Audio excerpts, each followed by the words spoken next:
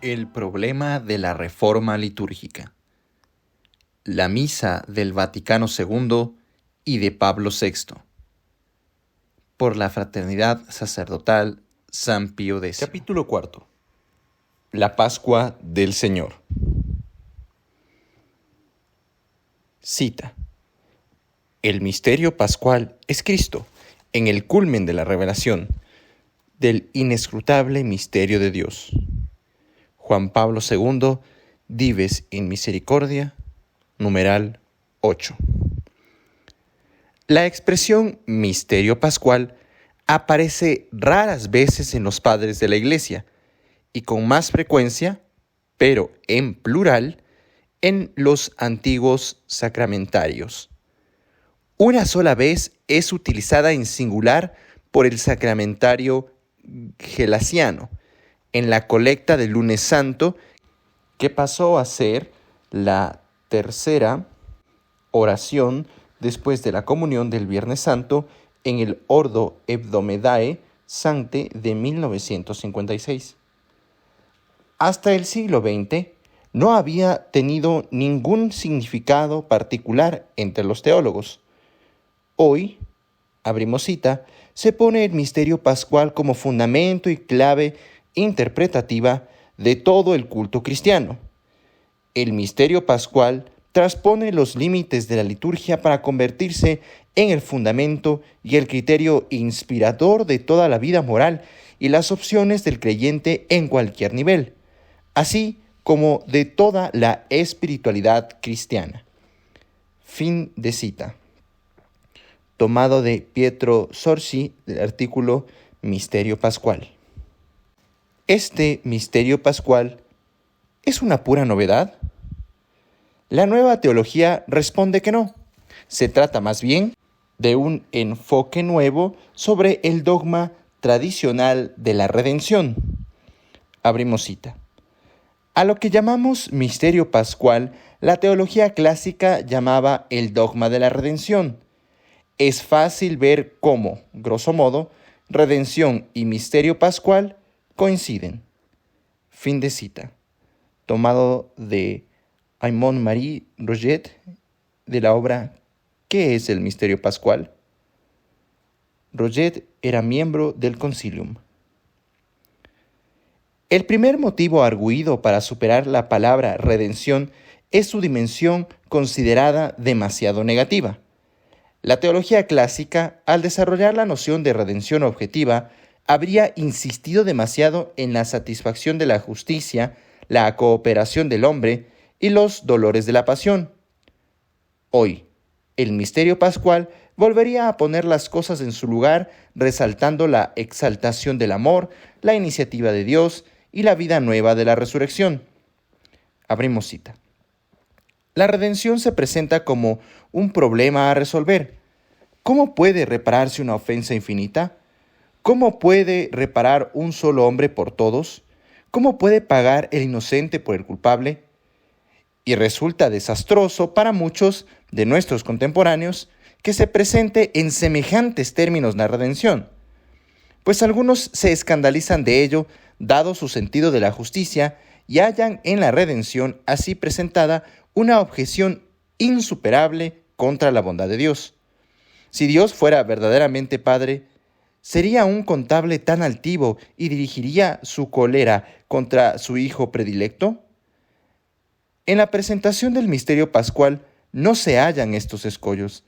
En efecto, nuestra salvación aparece en él como operada por un acto vital y gratuito, como una libre iniciativa de Dios, procedente toda ella de su amor misericordioso. Fin de cita. De la obra ¿Qué es el misterio pascual? De Aymon-Marie Roget.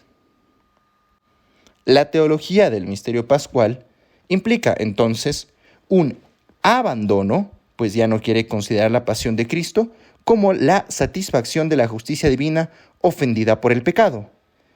La obra de la redención aparece bajo otra luz, obra de amor que ignora la justicia, donde Dios revela el amor infinito con el que busca al hombre incluso pecador, sin que la humanidad de Cristo tenga que satisfacer a la ira divina provocada por nuestros pecados. La nueva teología. A. Una nueva teología del pecado.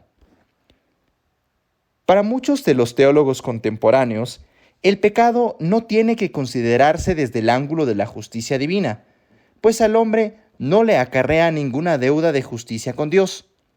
En efecto, nos dicen, así como el don de una criatura no le agrega nada a Dios, el pecado tampoco le quita nada. Abrimos cita. Indudablemente es una gran verdad que el pecado tiene una dimensión infinita, puesto que destruye en el hombre algo de valor infinito, la vida de la gracia, y también porque el acto de salir del pecado sobrepasa toda fuerza humana. Pero el pecado no supone ningún perjuicio para Dios. Así como la creación y el don de la vida al hombre no le han agregado nada a Dios, el pecado tampoco le quita nada. Fin de cita. Tomado de Yves de Montchelieu, de la obra Le Conte sur le Christ, de la edición francesa. Esta afirmación contiene una ambigüedad importante. Aunque es evidente que el pecado no le quita nada a la naturaleza de Dios, lesiona, sin embargo, su derecho a ser adorado y obedecido.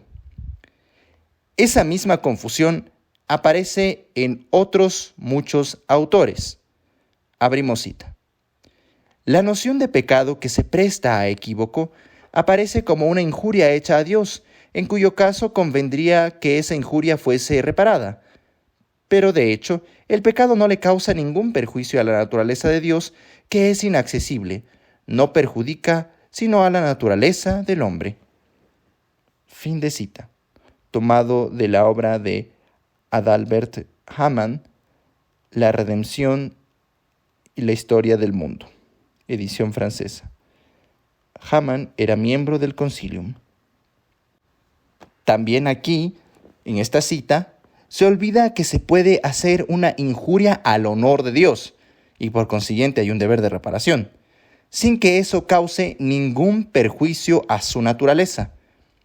Porque el pecado, según la teología clásica, es ciertamente una injuria al honor de Dios, que se mide más teniendo en cuenta la majestad de la persona ofendida que la magnitud de los daños causados al mismo pecador.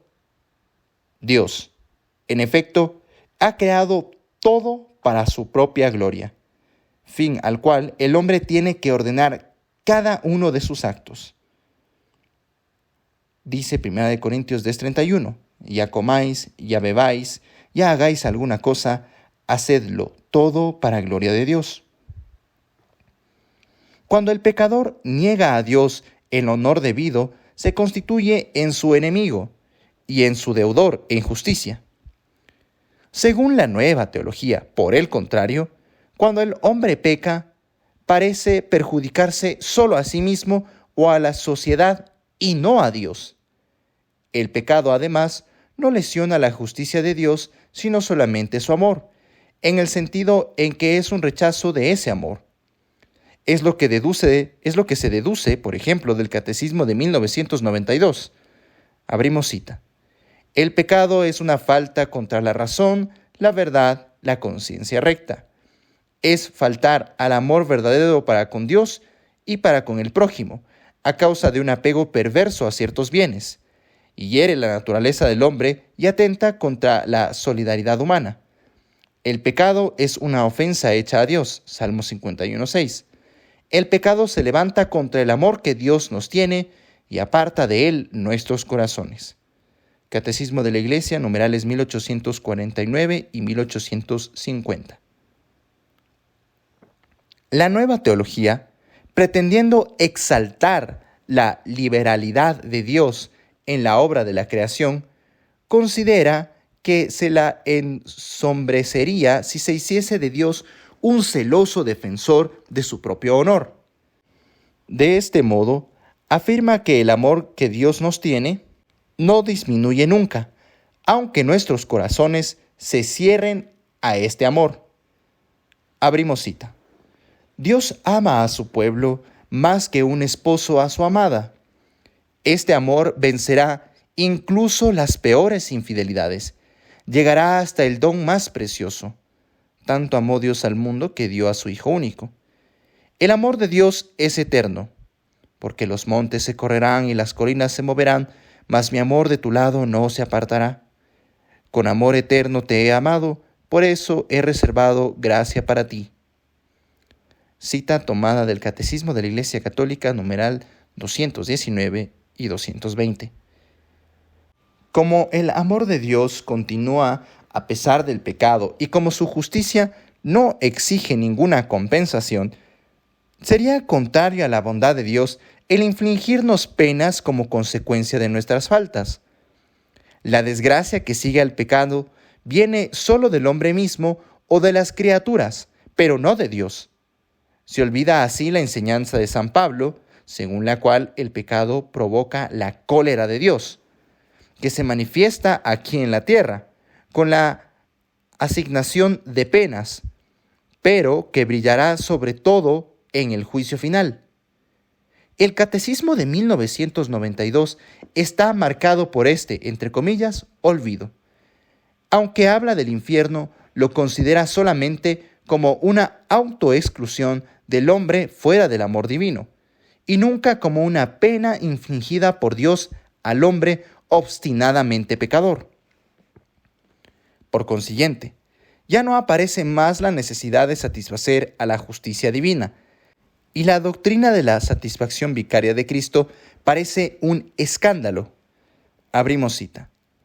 Segundo enigma y segundo escándalo.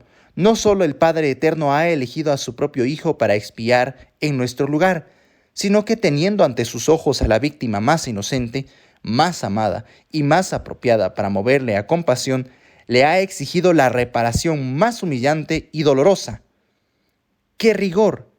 ¡Qué incomprensible insensibilidad! Digan más bien, señores, qué modo abominable de interpretar los pensamientos de Dios. Nada lo justifica. Fin de cita. Tomado de la obra de Henri Pinard de la Boulle, Conferencias de Notre Dame de París. Jesús Redentor. Si la palabra satisfacción se conserva algunas veces, se lo hace subrayando que, abrimos cita, no es una exigencia del amor de Dios, sino más bien una necesidad del amor en nosotros. Fin de cita. Tomado de Yves de Moncheuil, Lecciones sobre Cristo. Esta, entre comillas, satisfacción, se identifica así con la reparación de nuestra propia salud espiritual, sobre todo de nuestra capacidad de amar. Abrimos cita. El pecado hiere y debilita al mismo pecador, así como sus relaciones con Dios y con el prójimo. La absolución quita el pecado, pero no remedia todos los desórdenes que el pecado causó. Liberado del pecado, el pecador debe todavía recobrar la plena salud espiritual. Por tanto, debe hacer algo más para reparar sus pecados. Debe, entre comillas, satisfacer de manera apropiada o expiar sus pecados. Fin de cita. Tomado del Catecismo de la Iglesia Católica, numeral 1459. Podemos comprobar que, de ahora en adelante, la satisfacción se describe como una pena puramente medicinal, dejando de lado toda dimensión vindicativa. B. Una nueva teología de la redención.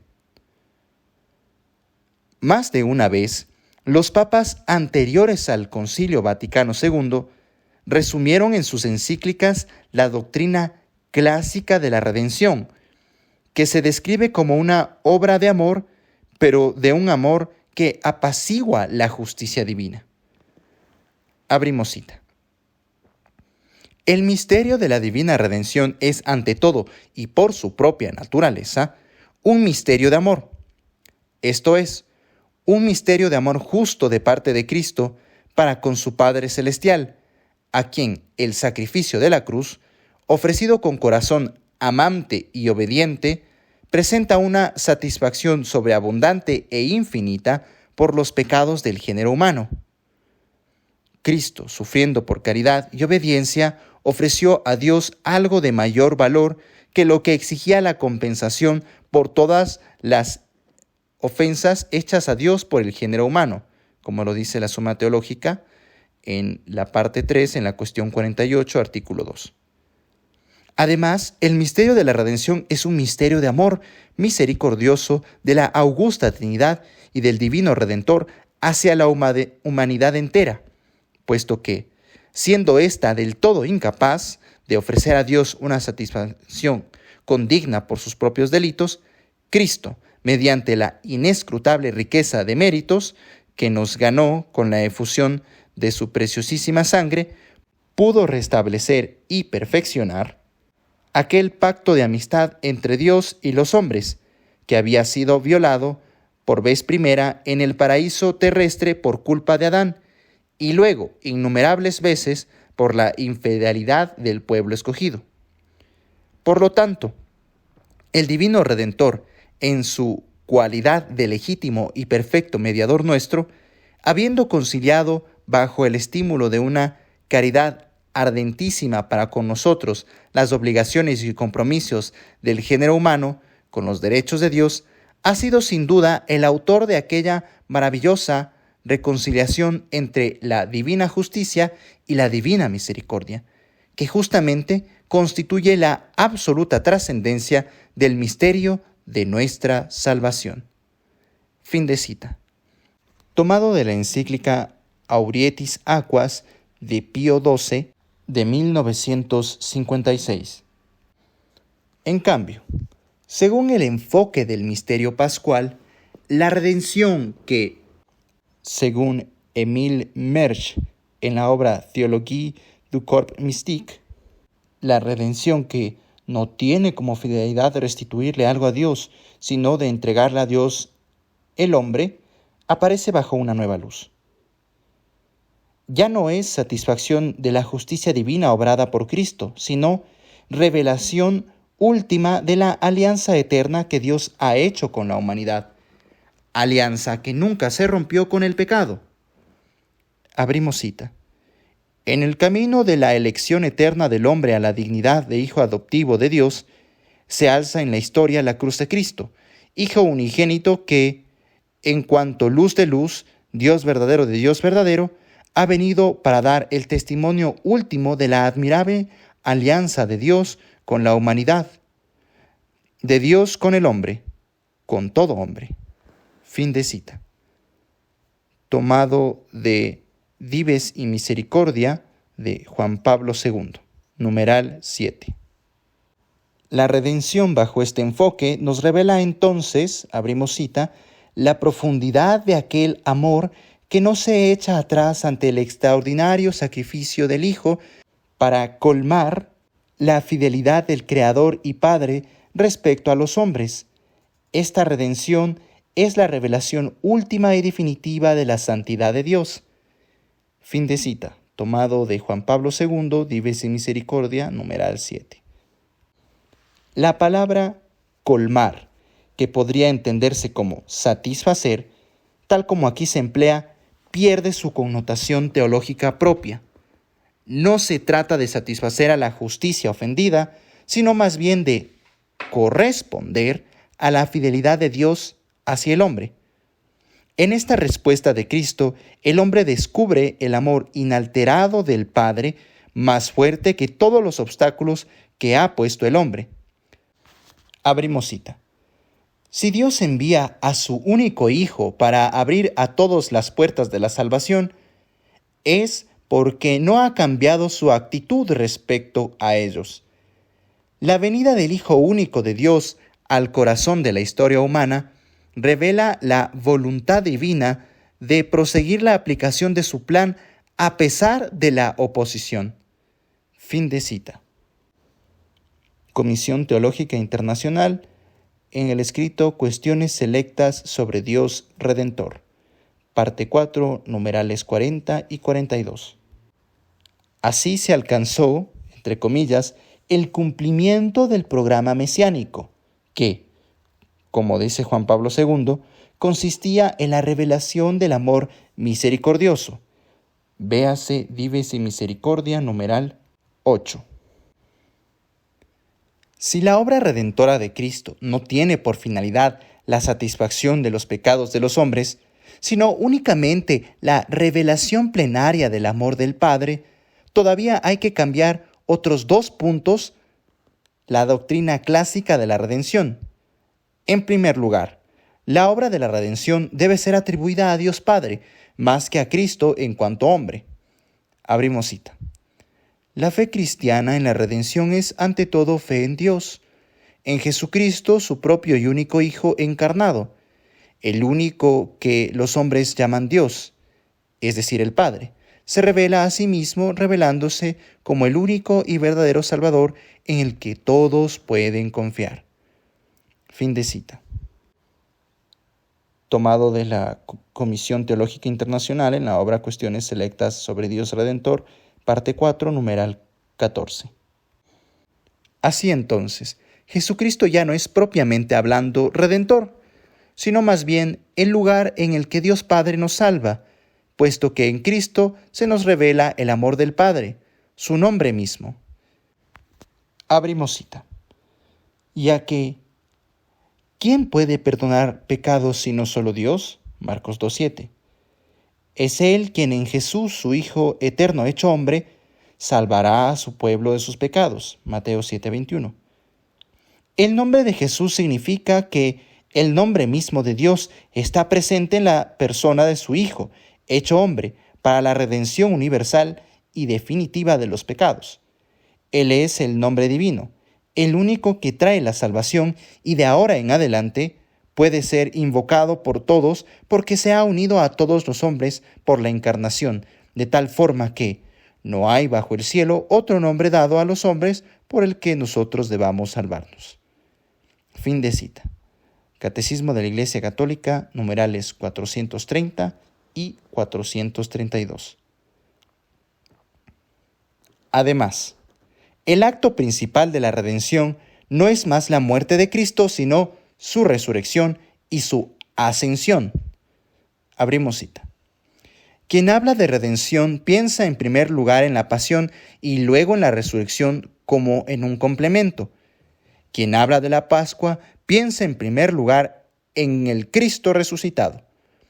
La resurrección no aparece entonces como un epílogo, sino como el término y el fin en que se resume el misterio salvador. Fin de cita. Tomado de la obra de Aymon Marie Roget, ¿Qué es el misterio pascual? Página 21. ¿Por qué esta primacía atribuida a la resurrección? Porque la resurrección es la plenitud de la revelación para la que Cristo se encarnó. Abrimos cita. El hecho que Cristo ha resucitado al tercer día corona la eterna revelación del amor misericordioso en el mundo sujeto al mal. Efectivamente, Cristo, en su resurrección, ha revelado la plenitud del amor que el Padre alimenta por Él y en Él, por todos los hombres. No es un Dios de muertos, sino de vivos. Fin de cita. Tomado de Dives y Misericordia de Juan Pablo II, numeral 8. Con esta doctrina se nos dice, como refiere Jean Gaillard, que se ha descubierto lo que podría llamarse el dinamismo pascual. Véase la obra El misterio pascual en la Renovación Litúrgica, página 49. El dinamismo pascual que sigue siendo el misterio de la cruz, pero de la cruz, abrimos cita, vista en la plenitud de su maravillosa fecundidad, es decir, en cuanto que incluye la resurrección de Cristo, su ascensión a la gloria, y por Cristo, que ahora se ha hecho también Neuma, Espíritu vivificador, la irradiación de todos los dones maravillosos que le ha dado al hombre. Fin de cita. Tomado de la obra La vie de la liturgie de Louis Bouyer, página 117. Considerado como revelación entre comillas, irradiante, el misterio pascual se identifica con Cristoneuma, también llamado Kyrios. El Kyrios es el Señor después de su Pascua, que, abrimos cita, ha pasado de la vida mortal de este mundo a la vida gloriosa del mundo celestial, que ha roto las fronteras del tiempo y cuya obra salvífica, habiéndose hecho trascendente al tiempo de este mundo, puede volver a hallar en los misterios sacramentales y litúrgicos una presencia, una actualidad que no es ciertamente de orden histórico, sino de orden sui generis del misterio. Fin de cita. Tomado de la obra de Jean Gaillard, El misterio pascual en la renovación litúrgica, página 90. La plenitud de la revelación de la alianza está en Cristo glorificado, englobando a su cuerpo, que es la Iglesia, sin mancha ni arruga. Abrimos cita. El misterio es Cristo mismo, pero Cristo incluyendo a todo su cuerpo, la Iglesia, como su propia plenitud. Y por consiguiente, el misterio es la recapitulación de la humanidad entre ella misma y con Dios en el cuerpo de su Hijo. Fin de cita. Tomado de Mysterium de Louis Boyer en Supplement de la Vie Spirituelle. De allí, la frase de Juan Pablo II, el misterio pascual es Cristo en el culmen de la revelación del inescrutable misterio de Dios. Tomado de Dives y Misericordia, numeral 8. El Concilio Vaticano II. La doctrina del misterio pascual está muy presente en el Concilio Vaticano II, si no en forma de exposiciones magistrales, sí por lo menos como una atmósfera general que condiciona las diversas constituciones.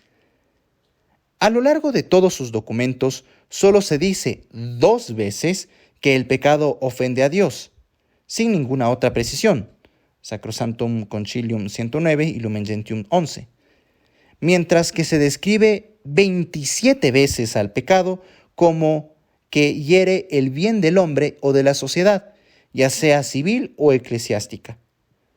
No se dice en ningún lugar que el pecado crea una deuda de justicia con Dios o que es un obstáculo al amor que Dios nos tiene, sino que, al contrario, el Padre no ha dejado nunca de mirar al hombre con amor, aunque éste se ha vuelto pecador. Lumen Gentium numeral 2, Gaudium et Spes numeral 2 y 19. De igual manera, las penas debidas al pecado, los, entre comillas, muchos males, las penas debidas al pecado, lo mismo que la inclinación al mal, no pueden venir de Dios. Abrimos cita. El hombre, en efecto, cuando examina su corazón, comprueba su inclinación al mal y se siente anegado por muchos males que no pueden tener origen en su Creador, que es bueno. Fin de cita. Gaudium et Spes, numeral 13. En los textos que se refieren a la obra de Cristo, no vemos que aparezca nunca la idea de satisfacción.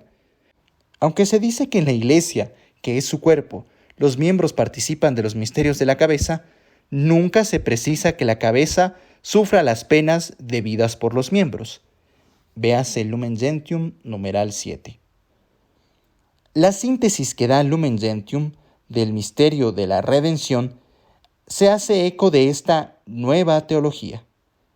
Abrimos cita.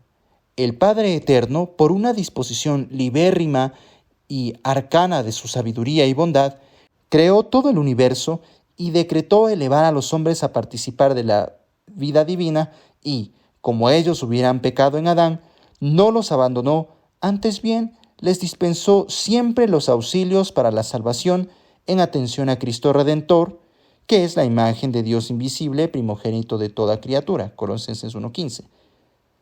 A todos los elegidos, el Padre, antes de todos los siglos, los conoció de antemano y los predestinó a ser conformes con la imagen de su Hijo, para que éste sea el primogénito entre muchos hermanos. Romanos 8:29. Y estableció convocar a quienes creen en Cristo en la Santa Iglesia. Fin de cita. Lumen Gentium, numeral 2. En este texto, el amor invariable del Padre se describe como agente principal de nuestra salvación. Confronte Gaudium et Spes 41. Mientras que a Cristo se le presenta como redentor en la medida en que es la imagen visible que revela el misterio de Dios. No se hace ninguna referencia a la satisfacción. La alusión a la predestinación antes de todos los siglos refuerza la idea de que el pecador interviene solo muy poco en la obra de Cristo. Por eso la cruz será en adelante, abrimos cita, signo del amor universal de Dios. Fin de cita. Nostra Aetate, numeral 4. Si el centro de la doctrina del misterio pascual, que consiste en dejar de lado la satisfacción vicaria de Cristo, no ha sido afirmada explícitamente por el concilio, sí lo hará un documento de la Comisión Teológica Internacional que utilizará la caricatura, entre comillas, Dios cruel, para relativizar su negación. Abrimos cita. La muerte de Jesús no es el acto de un Dios cruel que exige el sacrificio supremo. No es una, entre comillas, recompra de un poder alienante que ha hecho esclavos. Es el tiempo y el lugar en que Dios, que es amor y que nos ama, se hace visible. Jesús crucificado proclama lo mucho que Dios nos ama y afirma que en este gesto de amor un ser humano ha dado un asentimiento incondicional a los caminos de Dios. Fin de cita.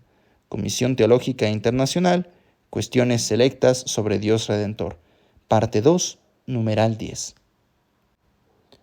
Cuando considera las tesis de Rahner, el documento se hace eco de ciertas reservas en algunos puntos, pero, en cambio, admite explícitamente como válida la doctrina de este teólogo cuando rechaza la satisfacción vicaria. Abrimos cita. Rahner describe a Jesús como el símbolo insuperable que manifiesta la irreversible voluntad salvífica universal de Dios. Como realidad simbólica, Cristo representa efectivamente tanto la irrevocable autocomunicación de Dios en la gracia como la aceptación de esta autocomunicación por parte de la humanidad. Rahner es muy reservado con respecto a la idea de sacrificio expiatorio, que describe como una noción antigua que se presuponía válida en los tiempos del Nuevo Testamento, pero que hoy nos presta poco auxilio para la inteligencia buscada, es decir, para la significación causal de la muerte de Jesús. En la teoría de Rahner de la causalidad cuasi sacramental, la voluntad salvífica de Dios pone el signo, en este caso la muerte de Jesús, juntamente con su resurrección, y en el interior de este signo, por él, causa lo que significa. La teoría de Rahner es de un valor indiscutible al poner énfasis en la iniciativa amorosa de Dios y en la respuesta apropiada de confianza y gratitud. Se separa de las limitaciones legalistas y moralistas de algunas teorías anteriores. Fin de cita. Comisión Teológica Internacional, Cuestiones selectas sobre Dios Redentor, parte 3, numerales 30 y 32. Aplicación a la reforma litúrgica. La teología del misterio pascual ha sido el alma de la reforma litúrgica. El concilio pedía, abrimos cita, en esta reforma los textos y los ritos se han de ordenar de manera que expresen con mayor claridad las cosas santas que significan. Fin de cita. Sacrosanctum Concilium, numeral 21. Como en adelante, las realidades significadas, el acto redentor, se consideran según la teología del misterio pascual, abrimos cita. El fin de la reforma de los ritos es la promoción de una acción pastoral cuyo culmen y fuente es la liturgia y la vivencia del misterio pascual de Cristo. Fin de cita. Congregación para el Culto Divino, Instrucción Liturgicae Instauraciones, de 5 de septiembre de 1970. Con este nuevo enfoque doctrinal, casi todos los ritos estaban destinados a ser cambiados. Primero, como Dios ya no considera el pecado como una falta de justicia con él y, por su parte, no rompe nunca su alianza con el hombre, no se implorará más la remisión de las penas debidas al pecado, ni tampoco que apacigüe su ira con el pecador. Como hemos mostrado en la primera parte, la reforma litúrgica ha eliminado todo lo que se refiere a esas penas o que manifiesta el temor de Dios. 2. Como la redención se considera revelación plenaria del amor gratuito y sobreabundante que el Padre nos tiene, la celebración litúrgica que le responde no puede ser más que acción de gracias e impetración. La satisfacción vicaria de Cristo y su mediación en la oración ya no resultan absolutamente necesarias, por lo que se han suprimido en gran parte del nuevo misal, especialmente de las plegarias eucarísticas, como ya hemos demostrado. La Iglesia había consagrado especialmente la fiesta de la Preciosísima Sangre, instituida por Pío IX y luego elevada al rango de primera clase en 1933. Esta fiesta la había consagrado a la profesión de estas verdades relativas a la redención. Por su carta apostólica Inde a Primis, que data de 1960, el Papa Juan XXIII fomentó esta devoción y recomendó el rezo de las letanías de la Preciosísima Sangre durante todo el mes de julio. En 1969, esta fiesta desaparecía del calendario litúrgico reformado.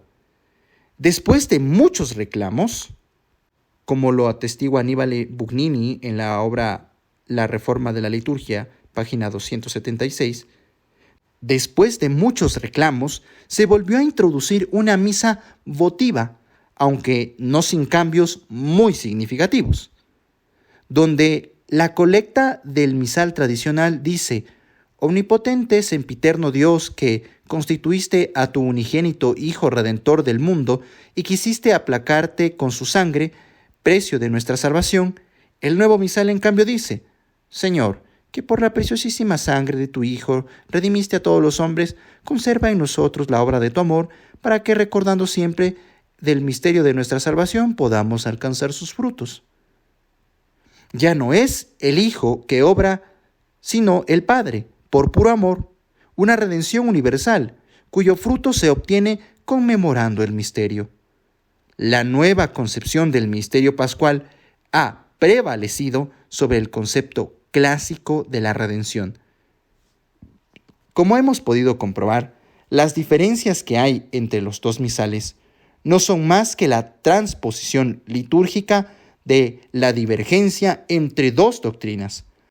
La primera, teología clásica, presenta el valor expiatorio de la muerte de Cristo como algo esencial de la obra redentora.